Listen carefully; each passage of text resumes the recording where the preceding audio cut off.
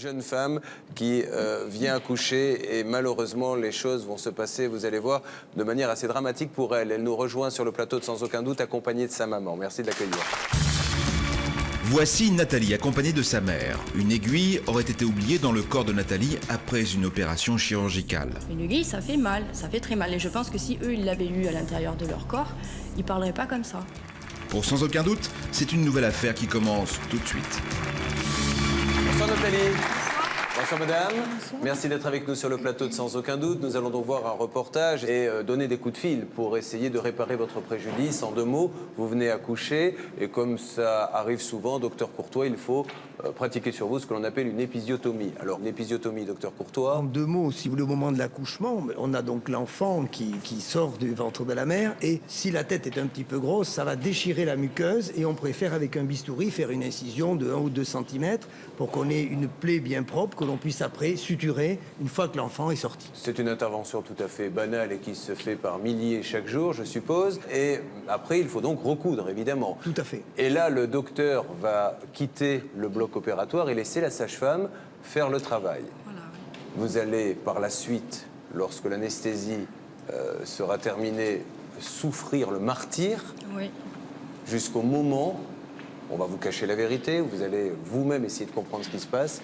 Et qu'allez-vous découvrir, madame? Que j'avais un gros morceau d'aiguille qui était resté dans mon périnée. Un morceau d'aiguille est resté coincé à l'intérieur, ce qui provoque des douleurs, je suppose, atroces. Ah oui, je pouvais pas bouger, je pouvais pas me lever, j'avais du mal, je marchais courbée. Impossible de m'asseoir, quasiment impossible. Vous, madame, vous deviez être terrorisée, de voir l'état de votre fille, de voir qu'on laissait passer les jours comme ça. Comment vous avez vécu cet épisode? Ouais, c'est-à-dire que bon, à la clinique, on disait qu'il fallait qu'elle se lève et c'est vrai qu'elle avait mal, mais bon, on pensait que c'était les suites de l'accouchement qui étaient difficiles et que bon, elle avait du mal à se lever. L'enquête est signée Grégory Ojol pour Sans aucun doute. Les coups de fil suivront pour que cette dame puisse obtenir réparation. Regardez attentivement. Il y a 4 ans, Nathalie donnait la vie à sa fille Elisa. Après une grossesse sans histoire, l'enfant naît à terme et en parfaite santé le 18 septembre 2001.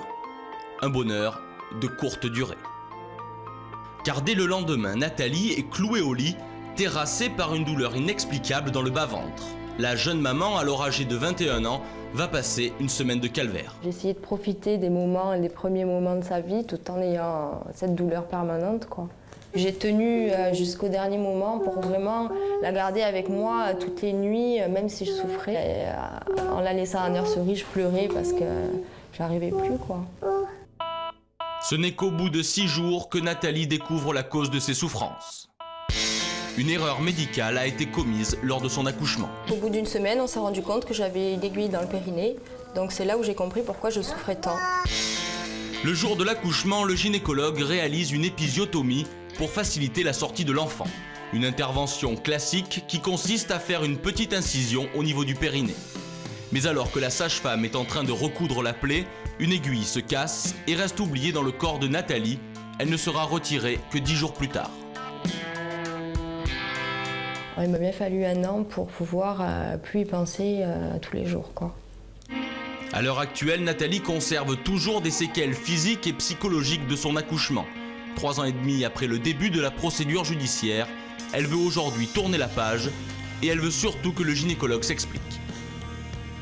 J'aimerais des réponses à mes questions par rapport à tout ça, parce que ça fait 3 ans et demi quand même que je suis en procédure, j'ai beaucoup souffert, et j'aimerais juste qu'ils me disent si lui il reconnaît ses torts par rapport à ça, par rapport à l'aiguille oubliée, par rapport à la radio qui n'a pas été faite. Nous décidons donc d'accompagner Nathalie sur les lieux de son accouchement. Mais pour cela, nous devons quitter la Corse où elle habite depuis 5 ans et nous rendre sur le continent. Nous retrouvons Nathalie et Elisa dans l'Hexagone. La jeune maman retourne aujourd'hui dans le village de son enfance, à quelques kilomètres de la maternité où elle a accouché. Sa famille, très présente, a toujours été là dans les moments difficiles. Elle l'a soutenue dans sa procédure judiciaire. Sa grand-mère et sa tante éprouvent encore de la colère contre l'établissement et le gynécologue.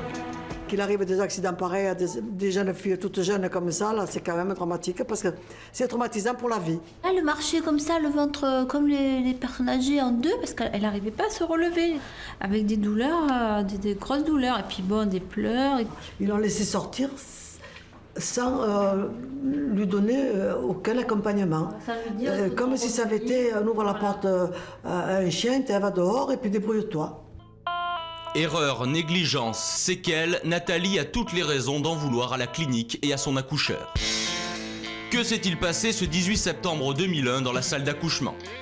Quand Nathalie intègre la clinique, l'accouchement s'annonce difficile. Le gynécologue décide de faire une épisiotomie importante et pose des spatules pour extraire le bébé plus facilement. Or, à peine la tête de l'enfant sortie, le gynécologue quitte la salle de naissance et laisse la sage-femme gérer seule la suite. Corinne, la maman de Nathalie, était présente. À un moment donné, la sage-femme a dit « mince, j'ai perdu l'aiguille ». Comme moi j'avais l'air un peu affolée, et elle m'a dit « non, c'est pas grave, ça arrive, vous inquiétez pas, je vais chercher le gynécologue ». Le gynécologue revient aussitôt, mais ne retrouvant pas l'aiguille, il aurait alors déclaré qu'elle était tombée dans la poubelle. Puis il recoue la plaie. Nathalie va ensuite vivre une semaine de douleur ininterrompue. C'était tout le temps. Je prenais beaucoup de calmants, tout ça, pour calmer la douleur, mais c'est vrai que j'avais tout le temps mal durant cette semaine. Quand je leur disais que j'avais toujours mal, que j'arrivais toujours pas à m'asseoir, à me lever, que j'avais du mal à bouger, elles me disaient que j'étais douillette, que c'était pas normal, qu'il fallait que je me lève, que la personne d'à côté, elle avait une césarienne, elle était déjà debout. Au bout de 6 jours, sous la pression de Corinne, une radiographie finit par révéler la présence de l'aiguille. Pourtant, on refuse de lui donner cette radio et on la laisse quitter l'établissement sans plus d'accompagnement. Dès le lendemain, Nathalie va elle-même passer une autre radiographie et prévient son gynécologue habituel. Ce dernier la fait revenir sur le champ et lui enlève enfin l'aiguille, une intervention longue et délicate, 10 jours après l'accouchement. Pendant plus d'1 an, Nathalie restera traumatisée par ces opérations successives. Nathalie, elle a mal vécu parce qu'elle se sentait abîmée, déchirée. Pendant longtemps, ça a été dur pour elle.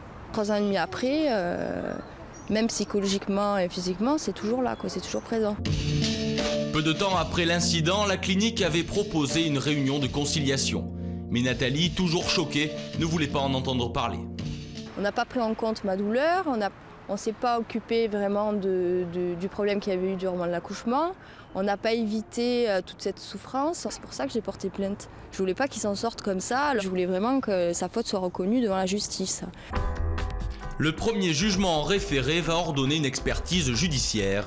Et l'expert nommé ne mâche pas ses mots envers le gynécologue et la maternité.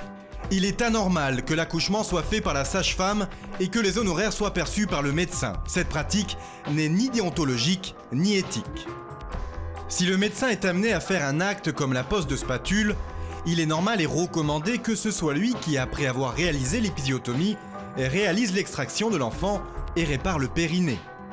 Il est donc choquant de voir que dans cette affaire, cela n'a pas été fait dans ce sens et conforme aux pratiques de l'obstétrique.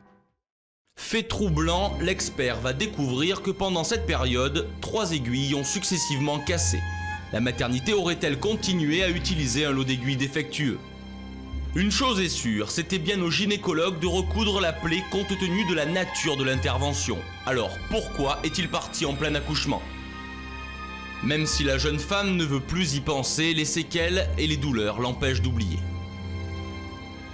Cette cicatrice me fait toujours mal, j'ai toujours des douleurs 3 ans et demi après. Au niveau de la selle, des rapports sexuels aussi. C'est vrai que c'est encore, la douleur est encore là 3 ans et demi après, Équipée d'une caméra cachée, Nathalie et sa mère se rendent à la maternité. C'est le directeur en personne qui les reçoit. L'homme dit ne pas bien connaître le dossier. En tout cas, il ne semble pas opposé à une négociation, mais selon lui, c'est à l'assureur d'en décider.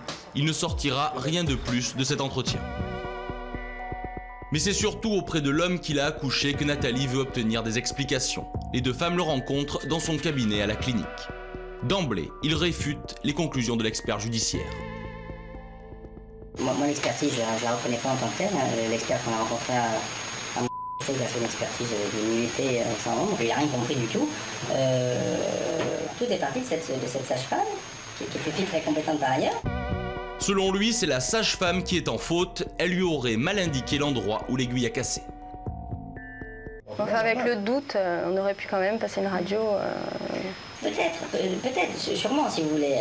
Je crois qu'il ne faut plus écouter peut-être une sage-femme qui vous dit je l'ai cassé au dernier moment. C'est évident que si une sage-femme, suite à ça, mais vous voyez, ça s'est jamais produit entre temps, me dit je l'ai perdu.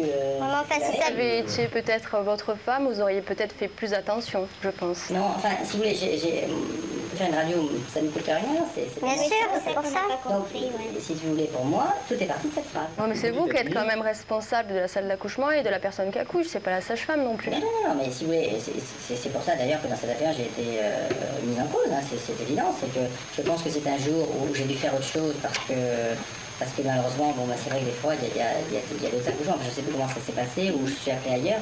Ça peut arriver, enfin, ça se passe jamais. Le gynécologue n'assume pas ses torts, il accable systématiquement la sage-femme. Pourquoi a-t-il quitté la salle? Pourquoi n'a-t-il pas fait de radio de contrôle? Des interrogations qui restent en suspens.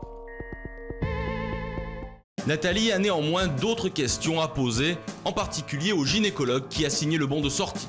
Pourquoi la laisse-t-il sortir de la clinique alors qu'un morceau d'aiguille est resté dans son corps? Médicalement parlant, il n'y avait aucune indication de vous opérer le jour même dans les 24 heures, parce que la douleur ne venait pas de l'aiguille, ça c'est une certitude. Hein. Les douleurs que j'ai endurées pendant 10 jours ne venaient pas de l'aiguille. Et pourquoi le lendemain, quand il m'a opéré, le lendemain, je me sentais revivre. Je ne peux pas vous dire, parce qu'il y a des femmes qui ont des aiguilles comme ça dans le périnée. Qui n'ont pas mal. Ah, ça c'est étonnant, parce que moi j'ai souffert. Comme ça dans le ventre. J'ai aucun souvenir si vous avez demandé à partir, si vous avez demandé à rester. Si vous avez voulu partir aussi, c'est que vous étiez partie prenante de ce choc-là. Ah, j'ai pas voulu partir, on m'a pas demandé de rester pour me faire opérer. Hein. On vous a pas dit de partir. On m'a pas dit de rester non plus. Hein. Je ne sais pas comment ça s'est passé. Le gynécologue se défausse alors sur son confrère, celui qui a accouché Nathalie. Ce dernier aurait été mis au courant et il l'a laissé sortir.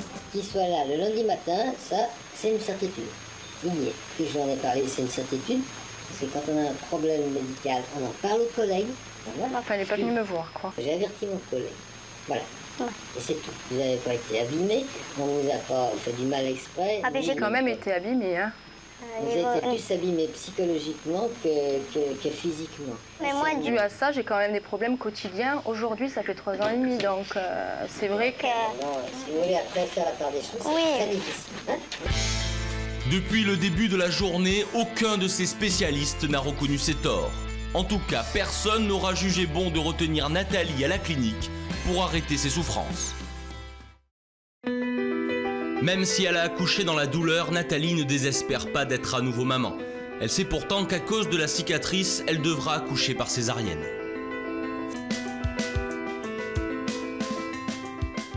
J'ai demandé à plusieurs gynécologues et ils m'ont dit moi je vous fais une césarienne.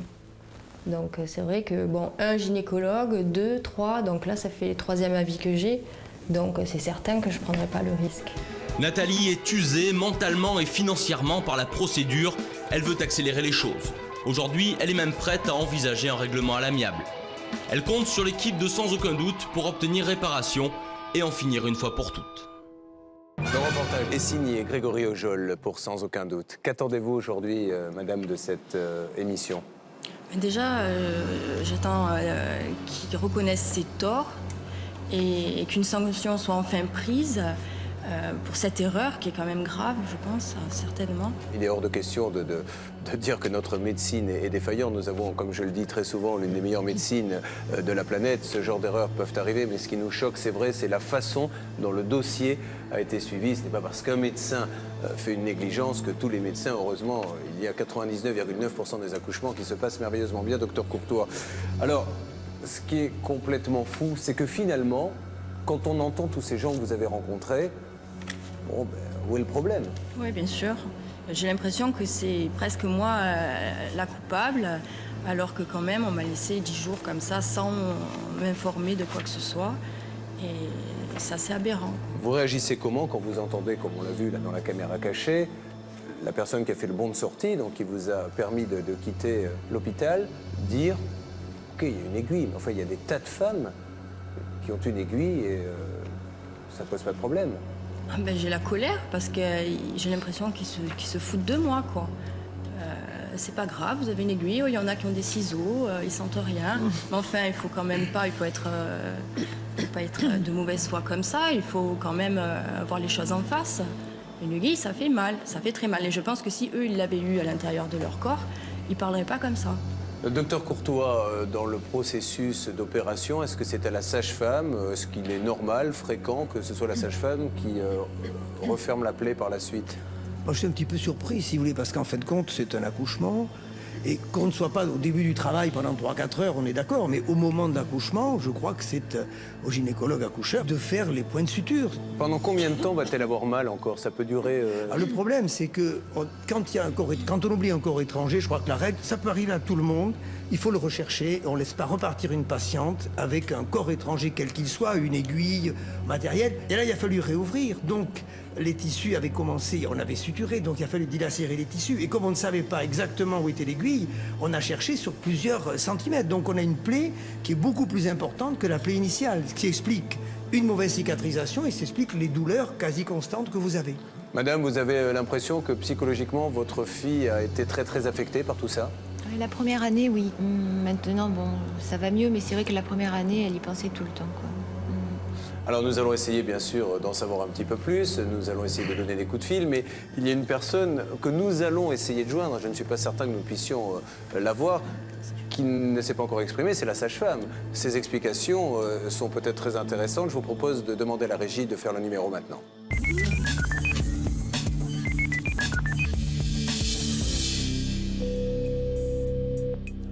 Oui, allô? Oui, c'est Mademoiselle Bruguière. La sage-femme est embarrassée au téléphone. Les questions de Nathalie sont précises. Pourquoi d'abord n'a-t-elle pas été informée de la présence de l'aiguille dans son propre corps après l'accouchement? Pourquoi personne ne l'a écoutée lorsqu'elle souffrait? Et enfin, qui devait suturer la plaie après l'opération entre la sage-femme que nous avons eue en ligne et le médecin? Je ne peux pas trop vous répondre parce que, en fait, la garde que j'ai faite ce jour-là, c'était ma dernière garde. J'étais en congé de maternité juste après la garde. Et j'ai plus remis les pieds à l'étoile jusqu'au jour de mon accouchement. Ce qui est sûr, c'est que ça a été marqué sur votre dossier quand vous êtes monté dans le service de suite de couche. Voilà, mais c'est tout. Après... Et pourquoi c'est vous qui avez recousu l'épisiotomie alors qu'il y avait eu des spatules? Parce que le médecin dit quand même que c'est votre faute, c'est parce que vous lui avez dit que c'était juste au dernier point que l'aiguille avait cassé. Donc Ah tout à fait, l'aiguille elle s'est cassée sur le dernier point. Alors quand vous avez dit au docteur que l'aiguille s'était cassée, qu'est-ce qu'il vous a répondu? Il est venu et il l'a cherché. Vous vous souvenez de ça? Oui, non, mais il n'a pas cherché trop longtemps parce que s'il avait bien cherché, s'il avait fait une radio de suite, je pense qu'il l'aurait trouvé de suite. Enfin, ce qui est quand même étrange, c'est que le docteur remet la faute sur vous quand même. C'est quand même assez... Oui, mais le sachiez. Je veux dire, ça c'est son problème. Hein. Après, je veux dire, moi je suis capable de me défendre. Mais qui est responsable alors de cet incident? Comment? Qui est vraiment responsable alors de cet incident? Bah pour le moment, c'est le médecin. Hein. De toute façon, c'est justement ce qu'on essaye de savoir avec tous les examens qui sont faits. C'est justement qui est responsable. Ben bien sûr, moi aussi, c'est ce que je recherche en fait. Bah, je sais bien. Ben merci beaucoup. Au revoir. Et de rien. Bon courage, Madame Bruguière. Au revoir. Merci, au revoir.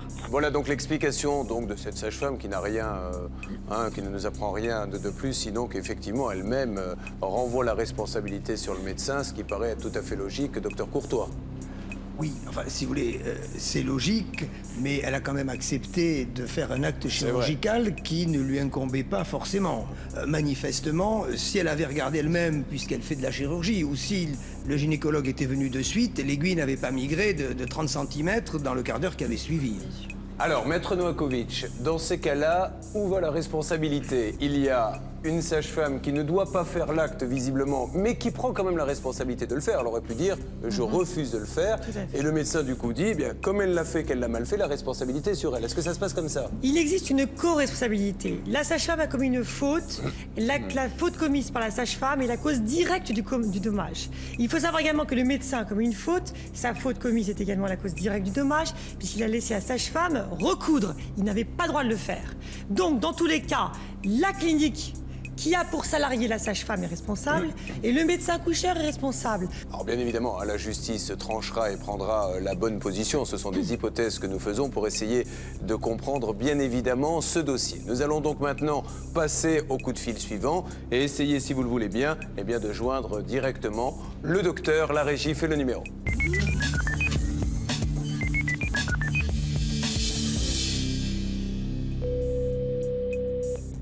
Allô, bonjour. Oui, bonjour madame. Pourrais-je avoir, s'il vous plaît, le docteur? C'est pour votre épouse ou... Non, c'est pour moi. Je suis Julien Courbet de l'émission Sans aucun doute. D'accord, bah écoutez, on va essayer. Merci madame. Je vous en prie, je suis contente de vous avoir. Moi je aussi. vous regarde, moi aussi. Vous êtes très gentil. Je vais essayer, hein, ne quittez pas. Merci. Allô? Oui docteur, pardonnez-moi de vous déranger, Julien Courbet de l'émission Sans aucun doute. Oui, sur bonjour TF1. monsieur. Julien Courbet revient rapidement sur la situation de Nathalie. Il demande notamment au médecin les raisons pour lesquelles sa patiente est restée 9 jours avec une aiguille dans le corps sans en être informée. Docteur, ça Oui. peut arriver en plus, et je suis sûr que ça arrive tous les jours. Mais ce qu'on n'arrive pas à comprendre, c'est pourquoi est-elle restée 9 jours ou 10 jours avec cette aiguille? Mais attendez, c'est vraiment traité dans le cadre d'une affaire. Je vois pas pourquoi c'est à vous de vous en occuper. Je comprends pas ça. Mais parce que nous dit-elle que quand elle est venue vous voir, vous avez rejeté la responsabilité, je crois, sur la sage-femme. Pas du tout, pas du tout. Non, non, on en a très très bien discuté. Je veux dire, j'ai passé encore 1 heure il y a 15 jours avec elle. Il n'y a pas de responsabilité rejetée. Simplement, bon, il y a une aiguille qui s'est cassée, qu'on a retrouvée, et puis voilà. Docteur Courtois est à mes côtés, c'est un des intervenants de l'émission. Donc au niveau de l'assurance, qu'est-ce qui doit se passer maintenant, docteur? Ou est-ce que vous avez quelque chose à demander à votre confrère? Oui, bonjour, cher confrère. Si j'ai bien compris, donc vous restez sur la procédure telle qu'elle a été initiée. Il n'y a pas de... Attendez, écoutez, je suis en consultation. Là, je peux vraiment pas... J'ai déjà pas mal de retard. Je peux vraiment pas parler comme ça. Hein, je suis vraiment désolé. Est-ce que vous voulez qu'on se parle à un autre moment, docteur? Comment? Souhaitez-vous que l'on se parle à un autre moment où vous Oh serez... non, non, j'ai pas vraiment envie de vous voir. Hein. Non, non, c'est... Moi, j'ai vu avec elle, je veux dire, ça suit son parcours. On a vu avec le directeur, on continue. Donc vous ne rejetez pas la responsabilité sur la sage-femme? Non, non, non, c'est une responsabilité. Je veux dire, une aiguille s'est cassée. Bon, la sage-femme, effectivement, c'est elle qui a fait l'épisiotomie, ça s'est cassé. Voilà, bon, ben, on a... Je veux dire, après, la procédure a été suivie comme il fallait, et puis voilà, bon. Bon, donc tout s'est passé, en fait, normalement, c'est la faute à pas de chance, si je veux prendre un raccourci. Mais vous savez, en médecine, ce sont des choses qui arrivent malheureusement, hein, donc... Mais de laisser l'aiguille pendant 10... L'aiguille, c'est très rare, Oui, mais ça, ça peut c'est vrai, arriver. Et il faut que ça s'est produit 2-3 fois dans la semaine, donc quand c'est arrivé en 2001, on n'en a jamais eu depuis, et puis voilà. Et docteur, simplement, pourquoi ce n'est pas vous qui avez pratiqué l'épisiotomie, en tout cas, Écoutez, qui je avez suis en recousu? consultation, monsieur, hein, on en parlera une autre fois. Merci, d'accord. au revoir. Bien. Chaque fois qu'on pose des questions un peu embarrassantes, la consultation revient. Et puis, quand ce n'est plus embarrassant, on a un petit peu de temps, c'est dommage, c'est comme ça. Je voudrais demander à la régie de nous remettre quand même, parce que ce monsieur-là nous dit « Je n'ai jamais rejeté la responsabilité sur la sage-femme ». On est bien d'accord, c'est ce qu'il vient de dire. C'est ce qu'il vient de dire. C'est pas du tout ce qu'il a dit dans l'entretien. C'est pour ça qu'on va faire un petit flashback. Revenons sur ce qu'il nous a dit lors de cette caméra cachée. Tout est parti de cette sage-femme, qui est une fille très compétente par ailleurs. Et c'est évident que si une sage-femme, suite à ça, mais vous voyez, ça s'est jamais produit en 3-4 ans, me dit je l'ai perdu. Si ça avait été peut-être votre femme, vous auriez peut-être fait plus attention, je pense. C'est vous qui êtes quand même responsable de la salle d'accouchement et de la personne qui accouche, c'est pas la sage-femme non plus. Voilà, donc on revient un petit peu sur les propos qu'a tenus ce médecin qui nous a dit qu'il vous avait donné des explications claires lorsque vous l'aviez vu, mais en fait vous n'avez rien appris de plus quand vous l'avez vu. Non, rien du tout. Ça n'est pas du tout clair. Ce qu'il a dit, c'est pas du tout clair. Bien. Donc, Maître Novakovic, on sait aussi que maintenant qu'il y a eu une expertise judiciaire, donc qui fait foi, l'assurance, normalement, au vu de cette expertise, peut prendre la décision de rembourser si elle le souhaite. Absolument. Beaucoup d'assurances préfèrent effectivement en terminer par un accord amiable. Désormais, puisqu'un rapport d'expertise a été déposé, on peut tout de suite ouvrir une discussion avec l'assurance pour trouver un terrain d'entente. Nous appelons maintenant la direction de la clinique. La régie fait le numéro.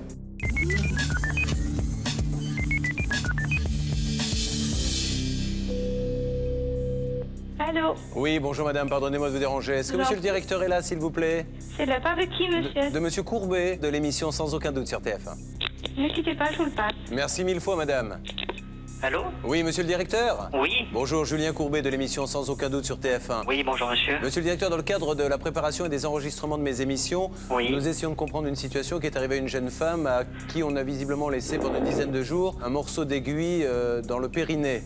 Donc vous avez, je pense, une connaissance de ce dossier, monsieur le directeur? Relatif, parce que ça fait pas longtemps que je suis à la maternité, j'étais pas là lors des faits, mais je l'ai rencontré la semaine dernière, donc j'ai pris connaissance du dossier entre temps. Oui. Donc la première chose que l'on souhaitait savoir, c'est, et c'est vraiment une question, hein, monsieur, ce n'est pas du tout ni une affirmation ni une accusation, c'est une question de novice.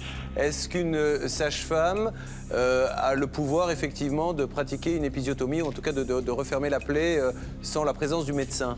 Oui, elle a cette possibilité, oui. Bien.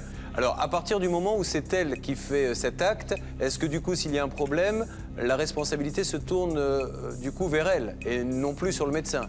En fait, il y a eu un doute, si j'ai bien compris, à l'issue de l'épisiotomie, et le médecin est intervenu pour voir ce qu'il en était. Donc en fait, ils sont intervenus tous les deux. Ils sont intervenus tous les deux, oui. Alors, monsieur le directeur, aujourd'hui, je comprends bien, vous n'étiez pas là et ce n'est pas vous qui avez pratiqué tout cela, mais vient maintenant le temps peut-être de la discussion et des indemnisations éventuelles pour cette jeune fille. Est-ce que aujourd'hui, où il y a une expertise judiciaire qui fait foi, oui. Je crois qu'on ne peut pas remettre en cause, et qui stipule qu'il y a quand même eu des fautes et des manquements, est-ce qu'à partir de là, on ne peut pas déclencher le processus de l'indemnisation avec l'assurance? J'ai reçu la patiente il y a 10 jours qui m'a demandé de voir avec l'assurance s'il pouvait y avoir une possibilité de médiation.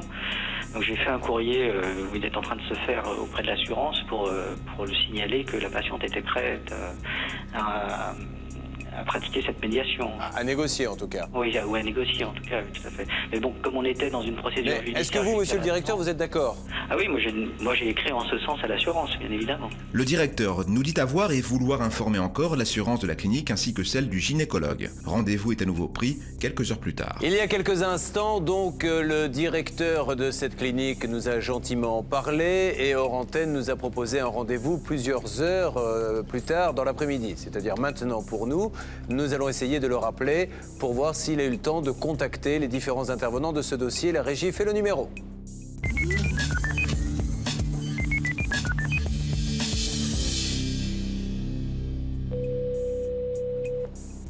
Oui, bonjour monsieur, Julien Courbet à l'appareil. Oui, bonjour monsieur. Vous avez pu donc jeter un petit coup d'œil plus approfondi sur ce dossier? Tout à fait. Donc je peux vous confirmer tout d'abord qu'il y a bien une assignation actuellement sur le fond qui est en cours. D'accord. Pour autant, effectivement, j'ai confirmé les instructions que j'avais déjà données à notre société d'assurance pour qu'on puisse envisager une transaction à l'amiable dans le cadre où Mme Bruguière abandonnerait ses poursuites judiciaires. Bien évidemment. Donc je pense que c'est un dossier qui doit pouvoir se régler à l'amiable. En fait. Bon, on partirait de quelle base pour évaluer le préjudice? Il y avait eu des montants qui avaient été indiqués par l'expert. Je pense qu'après, je ne sais pas si Mme Bruguière a toujours son avocat et s'il peut prendre contact Bien sûr. avec nos avocats. Et puis je pense qu'ils vont se mettre en rapport et déterminer les choses. Alors ça, c'est en ce qui concerne donc la clinique. Est-ce que vous avez pu avoir un dialogue avec le médecin? Oui, j'ai vu le médecin qui m'a assuré que de son côté, il ferait nécessaire aussi auprès de sa copine d'assurance qu'on puisse avancer dans le cadre d'un règlement amiable de cette affaire. On va se tourner vers Nathalie. Nathalie, est-ce que cette solution vous convient? Donc on parle donc d'un accord à l'amiable sur les bases donc d'une expertise judiciaire et à condition que vous annuliez votre procédure. Est-ce que cela peut vous convenir? Oui, bien sûr. D'accord. Oui. Monsieur le directeur, en tout cas, on vous remercie 1000 fois pour votre diligence et votre professionnalisme. Si vous pouvez vraiment suivre ce dossier, qu'on ne reparte pas dans 6, 7, 8, 9 mois de discussion dans ces différents rendez-vous, ça serait formidable, quoi, parce que c'est en fait le but du jeu. Hein. Merci, monsieur le directeur, vous souhaite une bonne journée. Voilà, Nathalie. C'est normalement le début de la fin de la galère. Ouais. Et on devrait se retrouver d'ici quelques semaines pour annoncer une bonne nouvelle, d'accord? D'accord. Merci à vous accompagne. Merci à toutes les deux. Merci à notre journaliste également, Grégory Ojol.